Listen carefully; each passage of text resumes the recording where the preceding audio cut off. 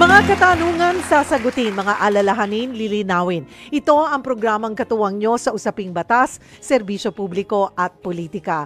Maging sa kalusugan, pisikal man o espiritual. Ako po ang inyong kapatid Cheryl Cosim. Sagot kita at napapakinggan niyo po kami sa Radyo 5 True FM. Dito tayo sa totoo. At live din po tayo sa Facebook page ng True FM at YouTube. Of course, we're there. We're present. At sa lahat po ng Signal subscribers, abay present po kami dyan. Mapapanood niyo rin po kami on Channel 19.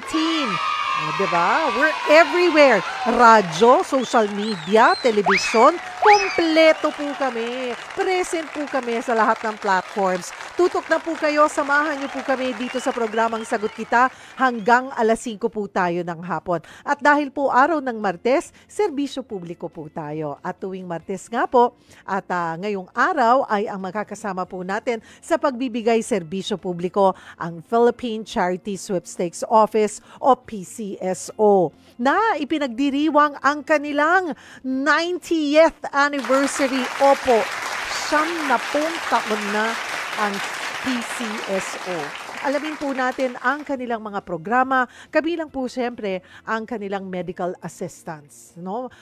Yun po, magmula po ng sa bago pong pamumuno through GM Robles ay mas pinabilis yung paghingi po ng tulong, yung pag-release at naalala ko dahil nag-join na rin si Board of Directors Papin, nagkaroon sila ng hindi man 1 linggong pag-ibig, 1 linggong serbisyo. Ayan, pati Saturdays and Sundays ay nakakahingi na po tayo ng tulong sa PCSO, which is good. Dahil, di ba karamihan po sa atin, pag nirelease tayo sa ospital ng Sabado, Linggo, ayaw pa nating lumabas kasi sarado pa po yung hihinga natin ng ahensya ng tulong. So, nadadagdag po yung bill. So, this is something po na ginawa nila para nga hindi na makadagdag pa sa bill. So ilan pa lamang po yan sa changes sa PCSO. At ano pa nga po bang tulong ang mahihingi po natin, assistance na mahihingi po natin sa PCSO. We'll discuss that a little later. Pag-usapan din po natin yung ibang mga bagay tulad po ng lotto at small town lottery o yung tinatawag na STL. Tutok na dahil sagot ko kayo sa usaping serbisyo. Oras natin, 4 na minuto, magkalipas ang alas 4 ng hapon, ang ating question of the day. Eto, anong tulong medikal ang kailangan nyo? Kung kayo po ay may gustong idulog po sa amin, maaari po kayong mag-post sa ating live stream at may pagkakataon din po kayong mapili na manalo ng 500 pesos lang naman po. Ayan, munting regalo mula po dito sa programang Sagot Kita. At kung may gusto nga po kayong diretsong idulog, assistance na kailangan, baka po kami makatulong. Maaari po kayong tumawag sa ating tanungan hotlines sa 8689-3289 or 8689-3290. Again, that's 8689-3289 or 8689-3290. Simulan po natin ang ating talakayan, mga kapatid. Kasama po natin live dito sa studio, Attorney Liza Grace Pagano. Siya po ang Chief of Staff ng PCSO. Attorney, thank you and welcome to the show. Thank you. It's so nice to see you. Maraming salamat po sa pag-imbita sa amin today. Opo. And I'm very happy to be able to relate to you yung mga National Day of Charity natin, 90th anniversary, as you mentioned po. Thank you very much, ma'am. Pati yung naalala ko, parang kamakailan lang, di ba? Yung Coral. Yes. PCSO Coral. Yes, did you go? Ay, hindi po, I didn't get to go. Kasi alas 7 nagsimula, ang trabaho ko hanggang alas 8 ng gabi, so wala na ako abutan. But they invited me, kaya lang po, I didn't make it. Pero we will have a repeat, ma'am. Don't worry. And it's yes. good to know na they're back. Yes, they're back. That was a relaunching of our PCSO Coral. So, you will expect na mas marami pang mga performances. Yes po. So, magkaka-repeat. Hintayin na lang natin yung repeat. Kami rin po hindi naka-attend. Kasi umuulan pa nga nun. Nasa Quadcom kami. Nasa Quadcom kayo. Bahagi kayo ng Quadcom. Bahagi kami doon. Okay, thank dito you. natin, pag-usapan natin yung afternoon. mga nangyayari po dito sa PCSO. Simulan natin, before puntahan natin yung 90th anniversary, dito muna tayo doon sa mga iba't ibang produkto produkto ng PCSO. Okay. Isa po dyan ang STL or Small Town Lottery. Ano nga po bang Small Town Lottery? Ang naalala ko lang lagi, pag sinabing STL, panlaban natin yan sa weteng. Totoo yun. Diba? Totoo Kaya, yun. That's kaya right. sinimulan That's right. yan. Nag-start yung STL nung time pa ni President Cory Aquino. So, around 1987. And then, tinap nila yon in 1990s. Tinap nila yon because of so many issues regarding STL na parang ginagawa lang front yan ng mga dating nagwewete. So, totoo yun, ma'am. That was talagang panangga dapat ng gobyerno yan sa weteng. Kasi government was not earning anything from weteng. So, yung small town lottery was the solution that they thought about. And then later on, so they stopped it around 1990s. And then they relaunched it in 2005. So, and so far, how is STL doing? Is doing so well, especially under GM Robles, because now we have around 90 STL agency corporations, authorized agency corporations.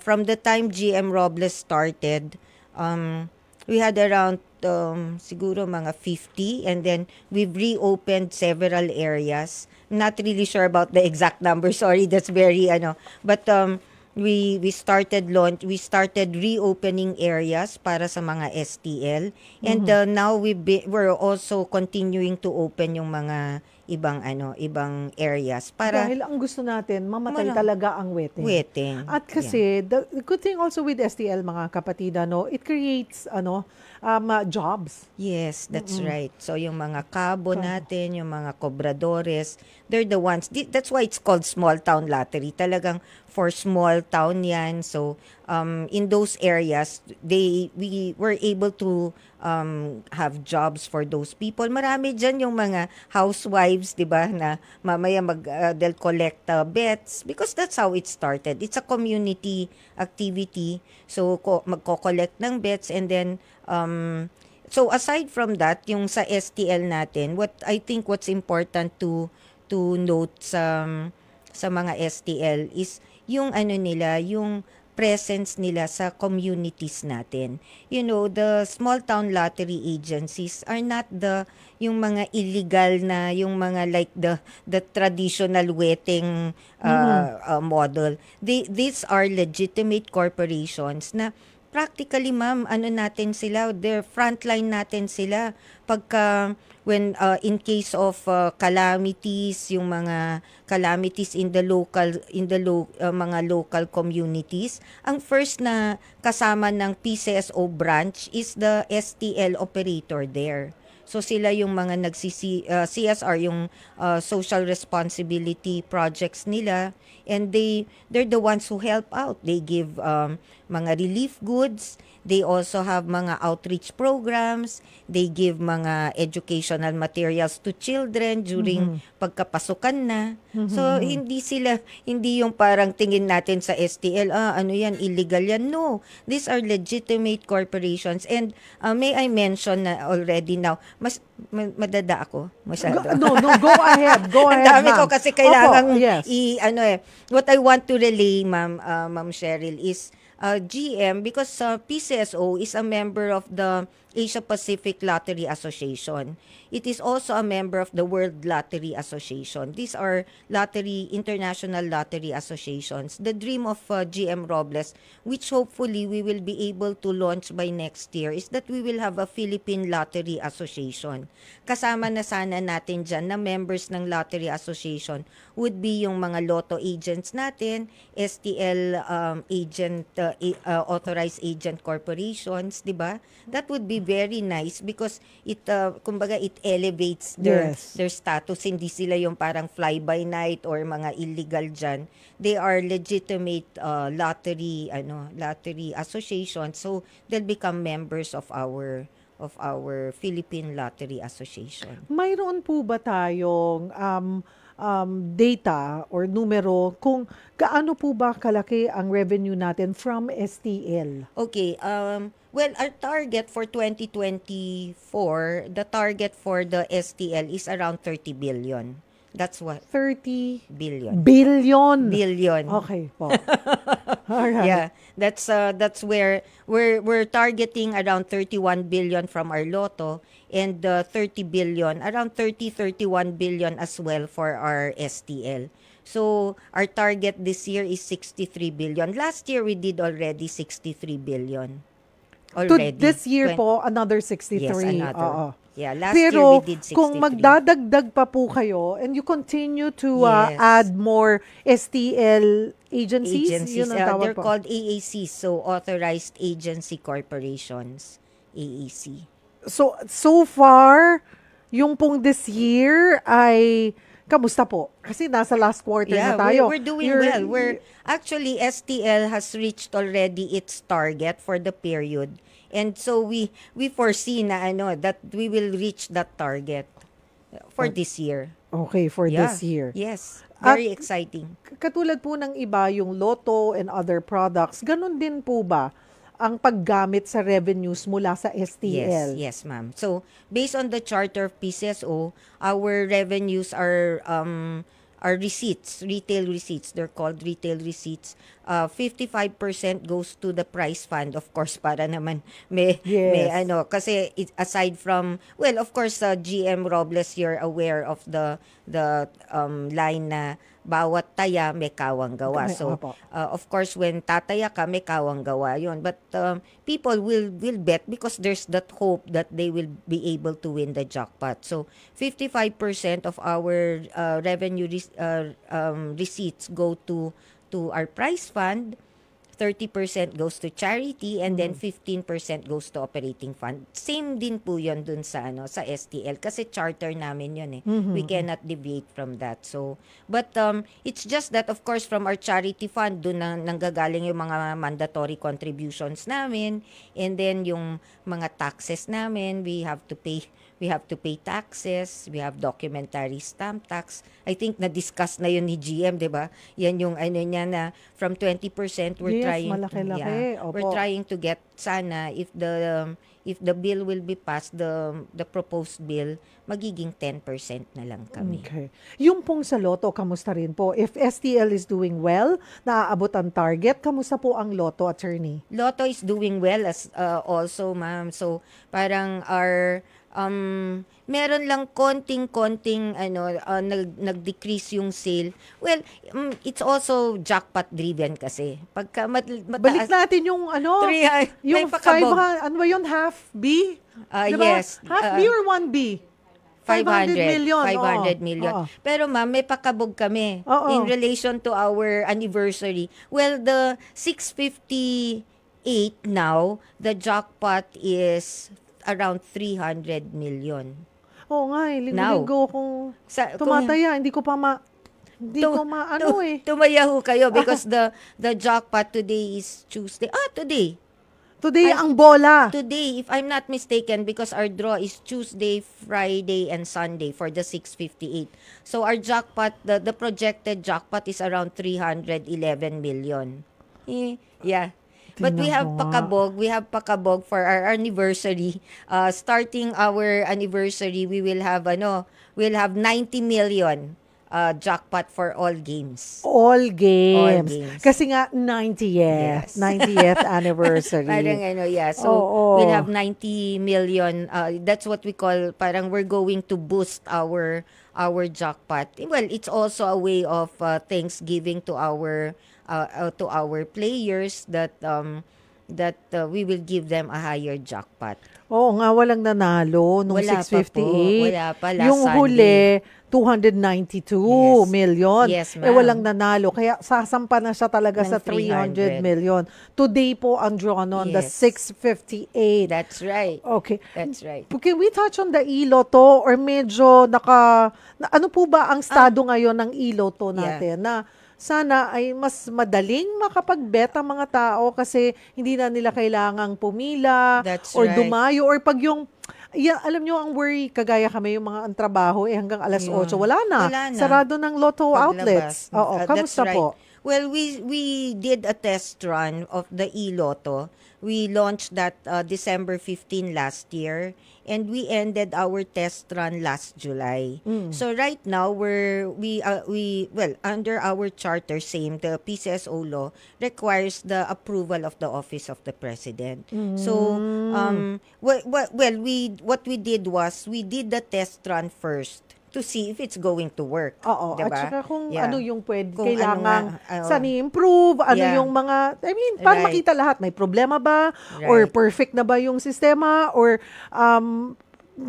yung expectation ba ay mamimit? Yun. That's the point of a test run. Yun, ma'am. Okay. Of course. But like my father, kwento ko lang, my father, he will not bet sa e-lotto. Kasi he's the type na yung mga matatanda, gusto nila, they'll go, Traditional, happy yeah, sila na classic, mag-ano sila doon, di ba, sa lotto outlet. But of course, there are some, the younger ones, who prefer to bet e-lotto. So, we did the test run. It did well. So, hopefully, if we get the approval of the president, then we can continue At with the makakadagdag e-lotto. po kasi yon Yes, sa ma'am. revenue. Yes, that's Again, mga kapatid, 30% noong ibinibili po natin ng ticket, whether manalo po tayo, syempre gusto nating manalo, kahit di po tayo manalo, ay nakakatulong po tayo sa ating mga kababayan na nangangailangan. Correct, that's true. 30% of that ay napupunta po sa mga charity That's right. na mga projects, programs po ng PCSO.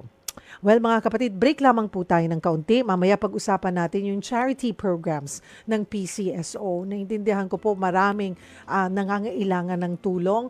At ako po sa tagal, sabi ko nga pag nakita ko si Dr. Larry Cedro, nasa kabilang estasyon pa ako, nandun na siya nagtatrabaho PCSO. So, I know Dr. Cedro very well. And every time po, talagang public service ang aming inuupuan.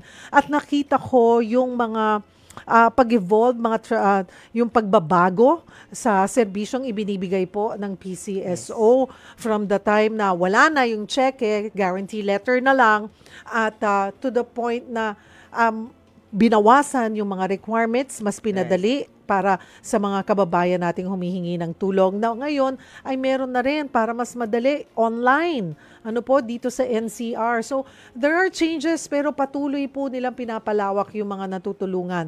So kung kayo po may gustong idulog, maaari po kayong mag-post sa ating live stream or maaari po kayong tumawag sa ating tanungan hotlines sa 8689-3289 or 8689-3290. Again, that's 8689-3289, 8689-3290. At baka po kami ni attorney ay makatulong po sa pag-assist, sa pag-guide po sa inyo kung paano po kayo makakalapit. Whether po kailangan nyo ng hearing aid, ng wheelchair, ng dagdag na tulong pambayad po sa hospital bills or for your chemo, gamot na kinakailangan for dialysis. Ilan lamang po ito sa mga pwede pong maitulong. Open heart surgery, yung po mga ganong bagay. Tawag po kayo sa ating tanungan hotlines. Wag po kayong bibitiw. Magbabalik po ang programang Sagot Kita. Sagot tayo ng PCSO. Nagbabalik po ang programang Sagot Kita. Kasama po ang inyong lingkod, Cheryl Cosim. Ang ating question of the day, anong tulong medikal ang kailangan nyo? Kasama po natin ang Philippine Charity Sweepstakes Office today. Kaya kung may gusto po kayong idulog, maaari po kayong mag-post sa ating live stream or maaari po kayong tumawag sa ating tanungan hotlines. Again, our tanungan hotlines ay 8689-3289 or 8689-3290. Uy, paalala rin po mag-ingat po tayo sa bagyong Christine. Ano po inaasahan? Ito po ay tropical storm pa lamang pero sinabi po kanina ng Pag-asa, habang ito'y nasa dagat pa, maaari itong lumakas pa into a tropical severe tropical storm at maaari pang maging typhoon strength. At yung mga kapatid po natin dyan sa may bahagi ng Isabela, Aurora, Cagayan, mag-ingat po dahil dyan na naman yung landfall po nitong bagyo. Pero sa lawak po ng bagyong ito, around 720 kilometers po ang radius, yung sirkulasyon, halos buong Pilipinas ay nahahagip. So lahat po tayo, least po siguro, less yung sa Mindanao, tayo sa Luzon and Visayas, maghanda po tayo. Inaasahang tatama itong bagyo either tonight or tomorrow morning at it will cross po ang ating bansa. Kaya kanina pa lamang may mga cancellation na po ng classes. So, magantabay, mag-ingat, maghanda po tayo lalo na na nakakaranas na po sila ng hagupit nitong bagyong Christine, yung mga kababayan natin dyan sa Bicol region. So, ingat po, mga kapatid. At kasama po natin ang PCSO. Again, we're joined by Attorney Liza Grace Pagano, ang Chief of Staff po ng PCSO. Pinag-usapan natin kanina, Attorney Pagano, yung STL, and then nahapyawan po natin ng Lotto. 90 years na po ang PCSO. Yes. So paano pinagpaplanuhan maliban dun sa kaninang patikim mo na yung jackpot natin ng Lotto 90M ang starting. Yes. For our 90th anniversary, it's been a month-long celebration. It included yung pagbigay natin ng mga PTV during last September with the President sa Quirino Grandstand. I think 139 PTVs yan. The PTVs are patient transport vehicles. So, hindi siya level ambulance because the DOH has certain requirements for it to be called an ambulance. So, we call it a patient transport vehicle. Pero, buo yung laman nun. May stretcher, may oxygen, may mga kompleto. Kung ano laman ng ambulance, basic. Kompleto yon.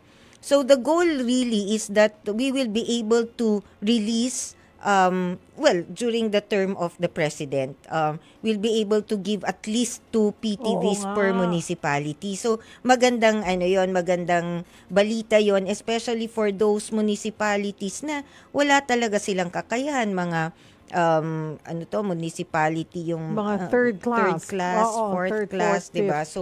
So we gave all of that. We're giving another 90 on October 30. Parang kulitan, 90, puro 90 po yun.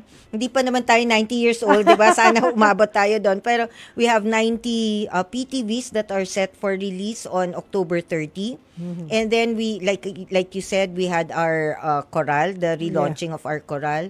We have also we had the Charity Summit last September 5. Yung pong Charity Summit na yon, Attorney Pagano, paano po nakatulong yon sa pagpapalawak ng pagbibigay serbisyo po ng PCSO? Well, basically, the Charity Summit was really a sharing of institutions and agencies regarding best practices para alam natin lahat na itong this kind of service or this kind of yung tulong na to available kunwari sa institution na ito, dito sa organization na to, nagbibigay sila, like for example, mga artificial limbs. Tapos dito naman sa agency na to, ito ang requirements nila. So it was a summit, it was a meeting of all charitable institutions and organizations and professionals. So it was able to generate interest in charity. So, in relation to that, that's why we had the Charity Summit September 5. Sabihin ko lang, because September 5 is the International Day of Charity. So, worldwide yun. Pero, the President issued the proclamation 589, if I'm not mistaken, or 598. Sorry about the numbers. But, yes, that's I think you're showing our charity summit. Yes, that was September 5. So during the September 5 charity summit, that one was actually launched because it was the International Day of Charity. So as I was saying, the proclamation of the President declared October 30, kaya medyo touching, di ba?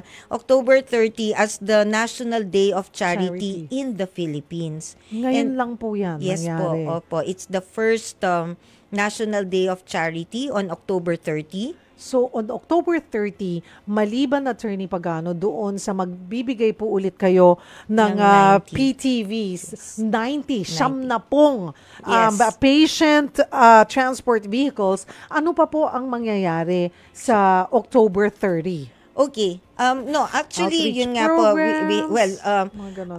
nationwide, all our branches, so we have 73 branches, all our branches have already coordinated with the local government units because they will have feeding programs, they will have medical missions, and then in connection also, kaya related yon yung branches natin plus our STLAACs also have already That's identified. nice. Yes. Oo. So may mga may mga commitment yan. For example, an AAC already budgeted, let's say 50,000 for an orphanage located in their municipality or in their area of operations. So in relation yan dun sa gagawing feeding program ng branch natin ng local government unit. We're also coordinating in relation to climate change and para to mitigate the effects of mga ganito, yung mga yung deforestation natin, we're linking up our branch offices, the DNR, magbibigay sila ng mga seedlings, and hopefully we're able to link ngayon yung mga sundalo natin, those who have camps near our branches in the areas na meron tayong branch, dun naman magti-tree planting tayo. So can you imagine, marami yon, seedlings ang dinonate ng DNR. So this one is a part of our celebration. We will also have a feeding program in our Mandaluyong office. So we've coordinated this with the Mandaluyong City, LGU. The LGU. Gusto naming ma-reach naman yung mga street sweepers, yung mga traffic enforcers ng Mandaluyong who have been so patient, who have been helping PCSO kasi dun kami ngayon. We're there now, but of course later on in the next 2 years we'll be transferring our corporate office to Manila already. But at least yun inyo na. Yes po, diba? That's ours. That's a property of PCSO. It's funded entirely by PCSO. So hopefully we'll get there. But we did already our groundbreaking. So yun. So anyway, going back to the daming activities yan. Meron kaming bloodletting on Thursday. We also will This Thursday? This Thursday. Ano po yan? Mga empleyado ng PCSO? Yes, and even the LGU, we will do the bloodletting actually in Mandaluyong City Hall. So that lahat ng mga gustong pwedeng mag-walk-in. Yes, pwedeng mag-walk-in. 'Di ba? It's going to extend the lives of, blood is free. It's free for us. We do not get that anywhere else. So if we can give that will extend the life of another person. Malaking tulong po 'yon. So we will have bloodletting. Alam ko po sa bawat bag, mga kapatid, na idodonate nyo, 3 buhay po ang nadudugtungan. Because we do that also here sa TV5 yearly or twice a year. Nagba-bloodletting po kami at hindi po rin biro yun pong kakulangan kasi natin sa mga nagdo-donate po ng dugo. So sana make time on Thursday. At I'm sure hindi lamang po kayo magbibigay ng dugo. Pag uwi nyo, nagbigay na kayo ng dugo, pag uwi nyo, mayroon pa kayong take home. Usually ganyan may loot bag or may pakain. Meron po. Di po ba mga kapatid? So that will be on Thursday sa munisipyo ng Mandaluyong. Yes po. Pagdating po sa pagpapalakas naman din ng ating pagbibigay serbisyo publiko or yung clinic natin operational pa rin every Monday to Sunday. Oh, Monday to Sunday yes na. Po. Okay. Yes po. We have our outpatient services. The outpatient services are available from Monday to Sunday. So, from 8 to 5. So, isang linggong serbisyo po talaga yon. So, punta ho kayo. Dito lang po yan sa Shaw Boulevard. Makikita nyo naman po malaking PCSO. At tatanungin nyo lamang po, saan po ba yung free clinic ng PCSO? Marami po sa inyo ay sinasabi, naku, nagtatrabaho kasi kami, may walang pasok. Kaya may Sabado at Linggo na.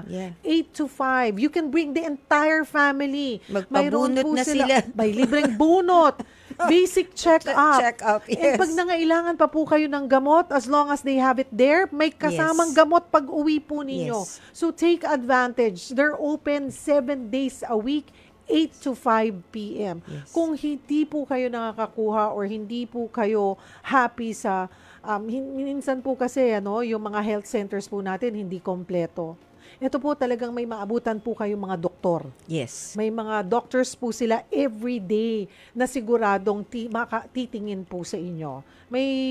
Meron nga din po yung schedule kung kailan ang dentist, kailan ang every day our dentist is libre. available. Yes. Available pala. Ang meron lang po yung sinasabi nyo, I think, is the specialty clinic, which is from Monday to Friday lang yon. We have specialists who are like, for example, the chief of pulmonology in a hospital. Wow. So we have pulmonologists, we have neuro, cardio, OB-GYN. Ayan po, diba? mga kapatid. Monday to Friday, sayang po eh. Pero yung dentista po, libreng bunot, pitong araw. Opo. Araw Punta kayo ng Sabado para may rest day kayo ng Linggo, di ba? Yeah, we have that. We have that the entire week. So 7 days po tayo doon. Our specialty clinics nga lang, mga specialty doctors natin Monday to Friday lang. At paano rin po natin mas pinadali yung paghingi po ng tulong pagdating po sa hospital bills? Yes.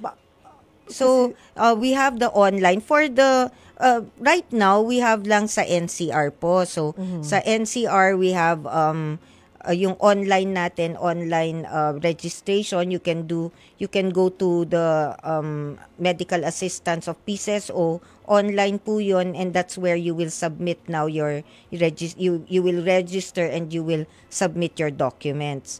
The other way of doing that in Manila and in the branches would be to go to our offices to submit the documents. Ayun po. Tsaka mas pinaka-onti na po nila. Pinawasan na po yung mga documents na kailangan. I'd like to, ang good news po talaga, and this one was started, if I'm not mistaken, September. Yun po, through GM Robles rin po, pwede nang bayaran ng PCSO yung room and board and the professional fees. Kasi before, hindi ho kasama. So, di ba, PhilHealth, you have DOH, you have DSWD, you have security, senior citizen. Mga ganun, ang dami-dami, may MAIX. Pagdating sa PCSO, wala na kaming mababayaran kasi ang natira na lang sa amin, room and board at saka doctor's fees na hindi kasama. But because GM Robles nga said na, bakit ganun? Last na nga tayo, tas hindi pa natin mako-cover yung natira. So because of that, the board amended the policy and we now allow na yung medical assistance program namin would cover the professional fee and the room and board based on the case rates pa rin. Parang kunwari, if the maximum is 50,000, we'll cover the 50,000. That's really up to the patient. Kasi 'di ba there are some patients na yun lang ang gusto actually nilang yun ipa-cover. Na lang natitira, doon na rin yun sila. na lang nga po. At minsan talaga yung professional fee, napakabigat. Mabigat po talaga yun. Mga kapatid, break lamang po tayo ng kaunti. Sa ating pagbabalik, ay iisa-isahin po natin i-accommodate ang inyong mga tawag at mga messages. Huwag po kayong bibitaw. Usapang serbisyo po tayo dito sa programang Sagot Kita, Sagot Tayo ng PCSO. Nasa huling bahagi na po tayo ng ating programang Sagot Kita at kasama pa rin po natin ang PCSO.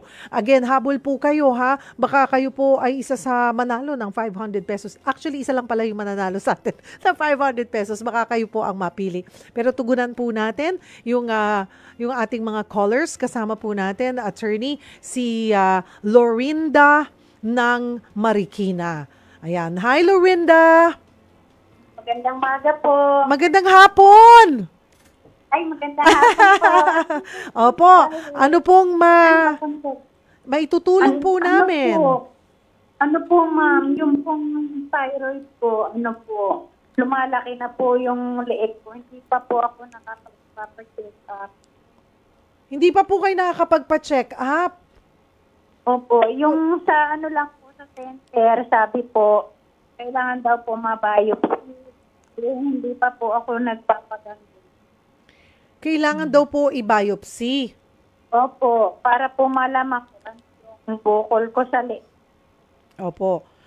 Ang kailangan po natin gawin, kailangan po natin ng ipa-check nyo po yan sa doktor, kailangan po na maghanda po kayo ng request para mai-present po natin yan sa PCSO.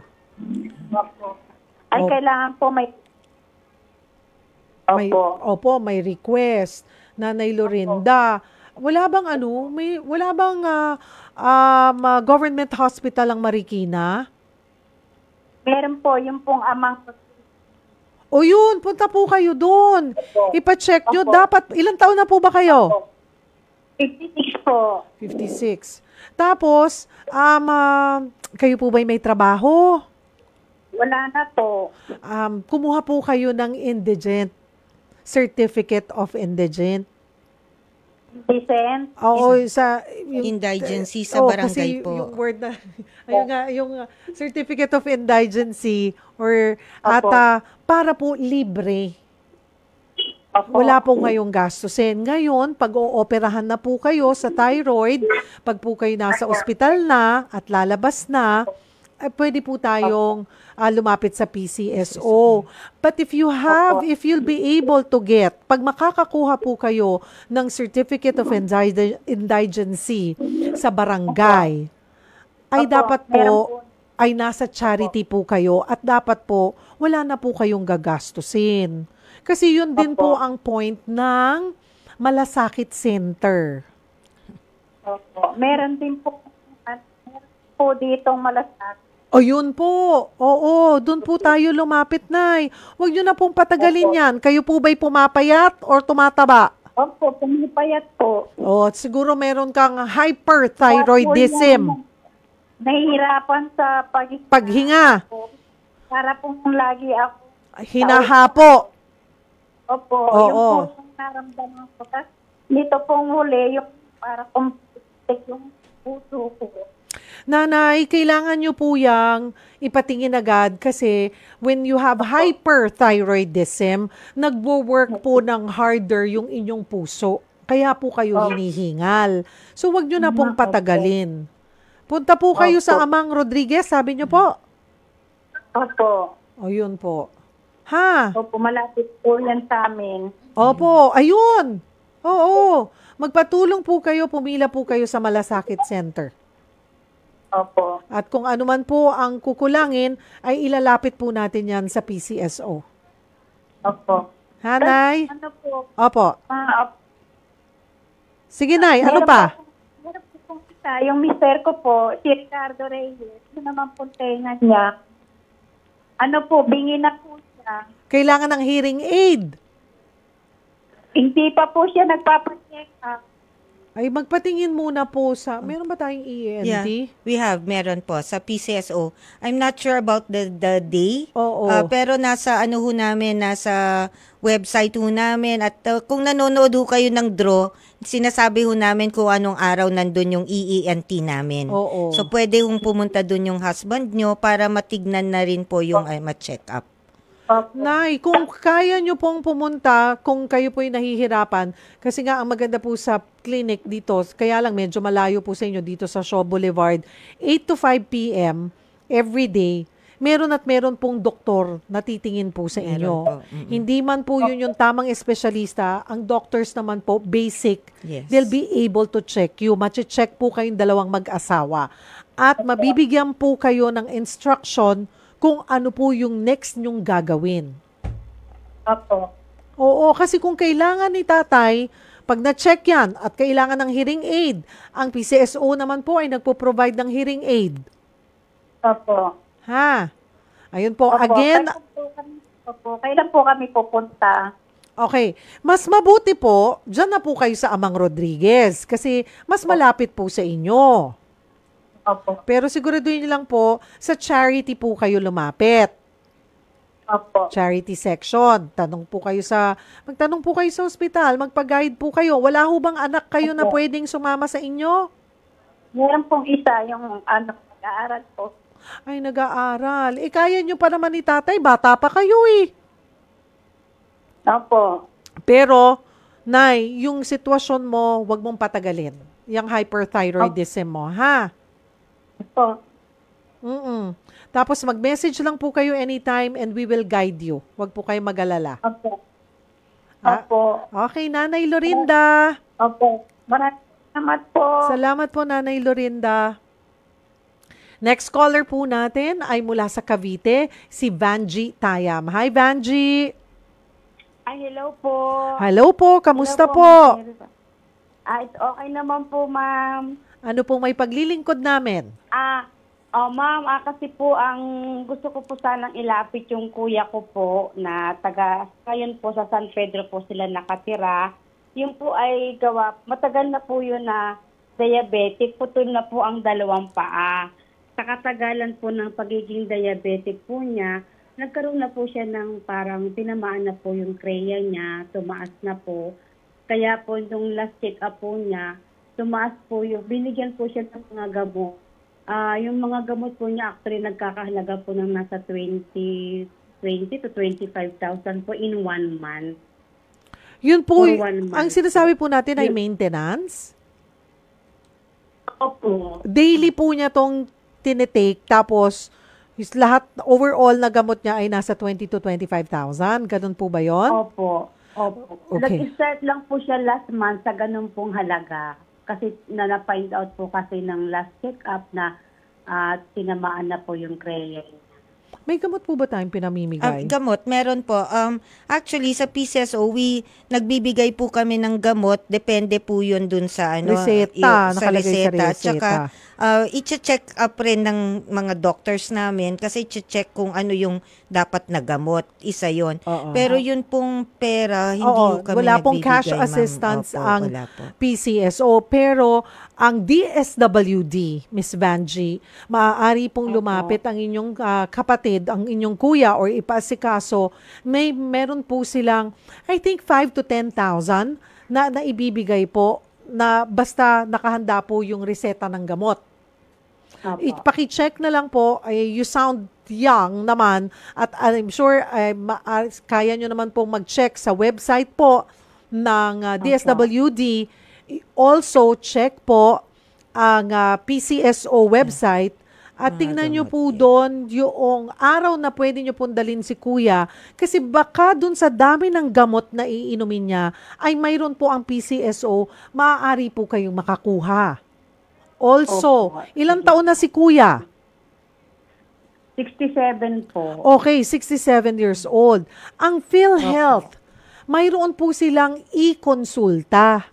Meron silang hindi pala e-konsulta, konsulta. Dahil 67 na si kuya, forever na member na po yan ng PhilHealth. Hindi po siya kailangang magbayad na ng membership kasi senior na po siya eh. Ngayon, meron po yan, pumunta po kayo sa PhilHealth, may registration po yan.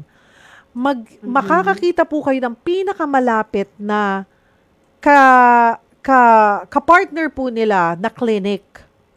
Tapos, yung pong gamot na yan, na irereseta sa kanya, makukuha nyo po sa ka-partner din na drugstore ng PhilHealth na libre. You just need check nyo po ayan Ma'am Vanji, binibili na lang kita. Ang PhilHealth, tawagan nyo lang po yan. I'm sure meron silang 24/7 or 7 days a week na pwedeng tumawag at mag-guide. Meron po yan or check nyo yung kanilang website, may tinatawag silang konsulta. Yan po ay pwede po kayong makakuha dyan ng libreng check-up at libreng gamot. Lahat po yan ng PhilHealth members. But then again, dahil 67 na si kuya, forever na yan member, lahat naman tayong Pilipino, lifetime member ng PhilHealth, but hindi niya kailangang nagbibigay pa ng monthly niya. Makakakuha pa rin po siya ng benefits. DSWD, i-check nyo po. Ang kailangan lang po, ang alam ko, reseta. Makakakuha po siya dyan ng cash assistance. And then again, if may time po, i-check nyo po with PCSO, yung listahan ng reseta niya, baka may available na gamot po ang PCSO. Dito po sa Shaw Boulevard. Tuhugin nyo po lahat yung tatlong yon, sayang. Yes po, ma'am. Hindi po kasi biro yung yung laki ng ginagastos niya for maintenance. Sa ngayon po. Ayun po. Ma'am? Sige po, Miss Van. Ma'am, pwede po magtanong lang po ng isa na. Sure. Bukod po dito sa gamot, Actually, humingi po kami ng na sa doktor ng parang medical certificate na gagamitin po namin para manghingi po siya ng wheelchair kasi putol po ang dalawa niyang paa. Opo, kayang-kaya natin yan. Yes po. Ganito, Opo. Bukas. sino ba ang meron Bukas na dito? bukas. Ayan. Kukunin ko po ang number nyo, Miss Vanjie. Sabi ni Opo. attorney, bukas na bukas, bibigyan ka po. ng wheelchair. Yes po. Yes po. Naku ma'am, nakakaiyak. Opo. Thank you po. Ha? Meron po tayo na. Kukunin ko po yung contact number nyo, Miss Vanjie. Ibibigay Yes, ko ma'am. po Yes sa po. team ni attorney. Miss Lynn, sa inyo ko Opo. na ibibigay. At agad-agad po, rireleasan po kayo ng wheelchair. Ma'am, thank you so much po. Opo, Thank you po. you're welcome. Yan po ay mula sa PCSO. Opo, sige po. Thank Alright? you po. Promise po yan. Kukunin ko po yung number. Ayan, pakikuha or Kat. Sino bang natin dyan? Coordinator natin. Ayan, kukunin po natin. Huwag nyo pong ibaba yung telepono nyo. We will get kukunin po namin ang details nyo. Ha, Miss Vanjie? Yes po. Alright. Sige po. Alright. Let's go to our last caller na ba to? Ayen, kasama natin si Princess Riambilio ng Rizal. Hi, Princess! Hello, ma'am. Magandang hapon po. Magandang hapon po. Yes po. Ano pong may paglilingkod ng PCSO po sa inyo? Ano po kasi ma'am, nitong December po kukuha plan po kasi kasama ko magpa-opera po ng lipoma ma'am. Ng ano po? Lipoma ma'am. Glaucoma? Lipoma po. Lymphoma. Lymphoma. Tama po ba? Yes ma'am, lipo. Yes ma'am. Saan daw po ang operation nyo? Kukuha pa po siya ng schedule po dito sa Marikina po. Sino po ang kailangan ng tulong? Yung asawa ko po ma'am. Yung inyo pong asawa. Ganito po kasi, Yes, ma'am. attorney, pagano, Yes, ma'am. paano po ba ang siste pagdating po? So, ang kailangan nyo po ay yung for medical, yung hospital bills. Princess, Yes. saang ospital ba kayo?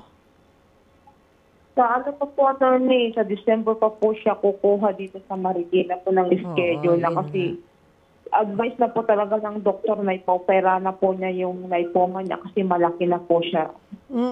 So, private hospital po ba yan? Opo, attorney. Opo. Well, first, asikasuhin nyo po na sana ay lumapit po kayo sa Malasakit Center. Kasi malaking tulong po yan sa sitwasyon nyo kung kayo po ay gipit. At dito rin po papasok ang PCSO, ano po, attorney. And Yes. usually naman, pag na-confine na kayo, lalabas Yes, na pag ng... Yes. Kailangan na-confine na po. Nakikita na rin ho namin yung statement, yung bill po, yung statement of account ng ospital. Yun po yung pinaprocess namin. So may letter request yun. Letter request and then yung statement of account po ng patient. And then kung yun po yung ipapasok namin sa medical assistance program. So pagka ganun po, isubmit lang po yung requirement sa office namin, ipaprocess na po yan ng Medical Services Department and Charity Assistance Department namin. Check po kasi nila yun. Meron din ho kasing mga deductions yan, yung PhilHealth. So, after all deductions, saka lang po namin malalaman yung total na maitutulong ng PCSO. May case rates din ho tayo doon. So, meron ho tayong maximum na maitutulong na 50,000. Kasi depende rin ho kasi yun doon sa mga deductions na manggagaling kung kunwari senior citizen, may PhilHealth. So, yun po yung mga i-deduct muna. Princess, oo, kailangan Ma'am. asikasuhin nyo muna. Humingi muna kayo ng letter mula sa ospital or makipag-coordinate kayo sa ospital. Yeah. Alamin nyo kung magkano aabutin ang inyong gagastusin. Ngayon, sasabihin nyo po sa doktor, kami po ay gipit. Maaari po ba kaming humingi ng tulong sa Malasakit Center? Hanapin niyo po ang Malasakit Center. It's best that you go sa isang government hospital. Kasi kadalasan sa government hospital, depende po sa sitwasyon nyo, kung wala kayo parehong trabaho, 100% ay nasa-shoulder nila. Maybe not all the time, but malaking bahagi po ng inyong bayarin ay maso-shoulder yan ng government. Kung kakapusin pa, dyan po papasok ang PCSO. Kasi sa Malasakit Center, nandyan na ang PhilHealth, nandyan na ang DSWD, ano pa ba? At yun nga, maging ang PCSO nandyan pero minsan po pwede pang, so one-stop shop na kasi yan para hindi na kayo mahirapan. Ina-advise ko rin kayo, kumuha kayo sa barangay nyo ng Certificate of Indigency para pumasok kayo sa charity patient. Yes, ma'am. Okay? Para hindi lumaki yung inyo pong bill. If you need more assistance, feel free lang po na tumawag or mag-reach out po kayo sa amin. Yes, ma'am. Okay. Huwag nyo nang patagalin, Yes, ma'am. Hingi na kagad ng schedule. Yes, ma'am. Salamat po. Salamat din po. Ayan, naku, 5:00 na ng hapon. Kami po ay overtime na. Correct. Kaya babalik ka, attorney. Diba? Ang ating winner ng 500 pesos, baka magtampo. Ang sabi niya, naisip ko po, kung wala ang PCSO, paano pa matutulungan ang napakaraming mahihirap na nangangailangan ng tulong medikal? Yung mga walang-wala para maipa-opera ang mga sarili at mga mahal sa buhay. Medical abstract lang ang dadalhin at ilang medical records ay makaka-avail na ng tulong ng PCSO. More power, happy 90th birthday, PCSO. Maraming salamat. Congratulations! Ikaw ang nanalo, Ronald Tumbaga. Ayan, ng 500 pesos. Maraming salamat po sa inyong pagtutok. Attorney Pagano, maraming salamat. Sa ulitin. Yes po. Ayan po. Once a month po ay kasama po natin ang PCSO dito sa ating programa. Gustuhin man po natin ng weekly sana Ay, natawa na lang si attorney. Okay, para po mas marami tayong matulungan, diba? Yes, Nakita nyo naman po yung humihingi ng tulong. But again, thank you mga kapatid sa inyong pagtutok po sa atin. Diyan po nagtatapos ang 1 oras na tanungan at sagutan. Magkita-kita po tayo ulit bukas dito sa programang Sagot Kita.